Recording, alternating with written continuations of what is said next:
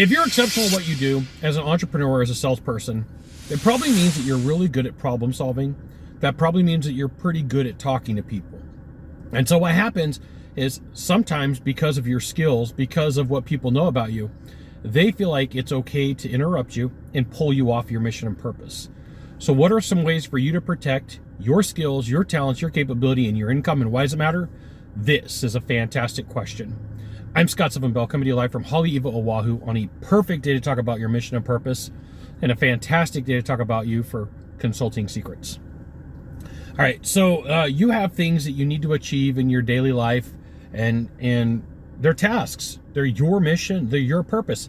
And so what happens is whenever people have a problem, what they do is they think like, who's really good to solve this, and who's the person that I can reach out to? Now, on that list is almost always entrepreneurs and almost always salespeople, because you by default have to know how to solve problems. You by default have to know how to talk to people. And so part of your role and responsibility is to protect your time as if it is the most important asset that you have on this freaking planet.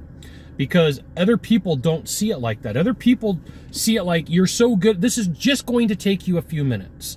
This is just a few, but what they don't realize is project switching is costly. So every time that you start something and then you're like, oh, well, I'm going to do something else now. Oh, now I'm going to do something else. The odds of you achieving what needs to be done is slim. And what the people around you that don't understand this is they have no problem interrupting you. They've got no problem taking away from what you're in the middle of, but it's an emergency for them, right? And it's just, in quotations, a small problem. And they're not picking up that you have things that you need to achieve and things that you need to do. So to them, they interrupt you, okay? So that's one. Two, if you don't set proper boundaries, if you don't have a very solid conversation about this isn't acceptable, then it happens again. Three, what ends up happening is because this person doesn't value your time, doesn't value what you do, number three is a potential. You have the potential of becoming a quasi-therapist for their problems, for their issues, for their worries, because they're like, you just seem so confident about everything that you know how to do and everything that gets done. And at the end of the day, you start a task and you can't get it finished because they constantly have worries, problems, and issues. Setting boundaries in business is one of the least had conversations, but it's one of the most important, and I'm surprised.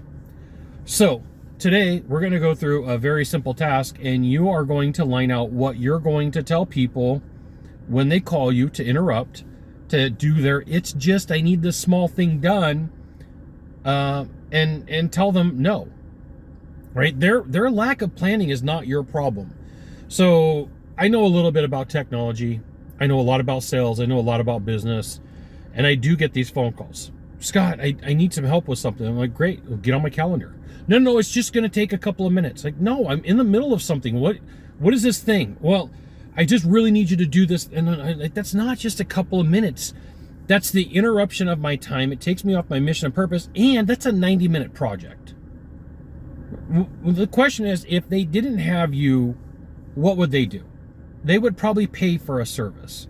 They would probably get a hold of a professional. They would have to figure it out. And so this is one of the things that I really think is abusive when I hear people say, when you want to get something done, give it to a busy person. What? No, there's plenty of people standing around that aren't doing anything. Give it to them. Give it to them. When I hear somebody say that, I'm like, well, you got a problem with boundaries. You got a problem that you're more than willing to just walk into somebody's life and trash it because you think that's not delegation. That's weak delegation. And I've got no problem saying that.